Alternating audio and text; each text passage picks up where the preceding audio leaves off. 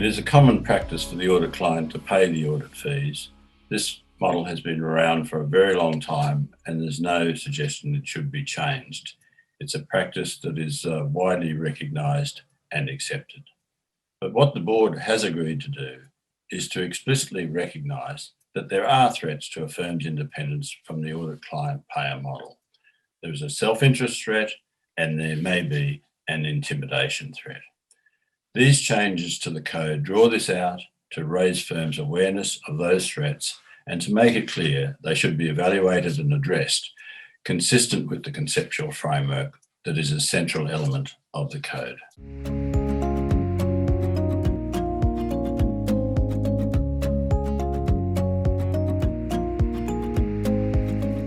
Consistent with the application of the conceptual framework, firms are required to evaluate and address the threats created by the fees paid by the audit client.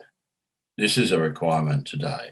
The board acknowledges that there will be a range of factors to mitigate these threats. These include considerations such as the client's corporate governance structure and the firm's compliance with regulatory requirements and professional standards. In addition, we have the existence of a quality management system in firms designed and implemented by a firm in accordance with the International Auditing and Assurance Standards Board standards, where firms might often conclude that the threats are at an acceptable level. That said, the pronouncement does provide further guidance on a range of factors relevant to evaluating the level of the threats, such as whether the level of fees has regard to the resources required for the audit, taking into account the firm's commercial and market priorities.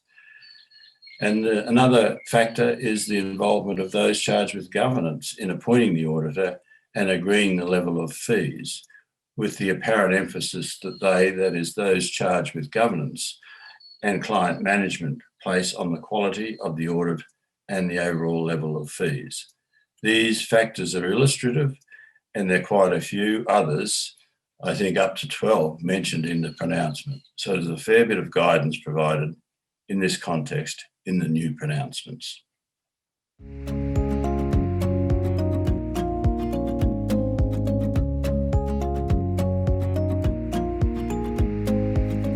The board decided quite early in the fees project that determining the fees to be charged to an audit client, whether for audit or for the other services, is a business decision of the firm.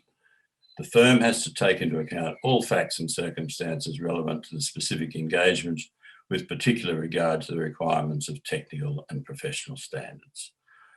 While the board did not wish to approach this issue from the perspective of what the appropriate level of audit fees should be, it did flag that unduly low or unduly high fees can create threats to independence.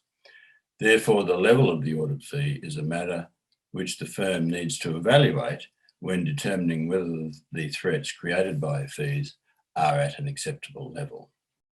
The board also made it very clear that the fee for an audit engagement is a standalone fee which should be kept whole, and that it should not be considered as part of the totality of fees charged to the audit client. Accordingly, the pronouncement prohibits firms from allowing the provision of other services by the firm to the client to influence the audit fee. The board expects that this provision will establish a clear principle that will guide each firm's policies and procedures on determining audit fees. Nevertheless, the board has allowed for an exception whereby firms, when determining the audit fee, can take into consideration demonstrable cost savings achieved through the experience derived from the provision of other services to the client in the audit fee.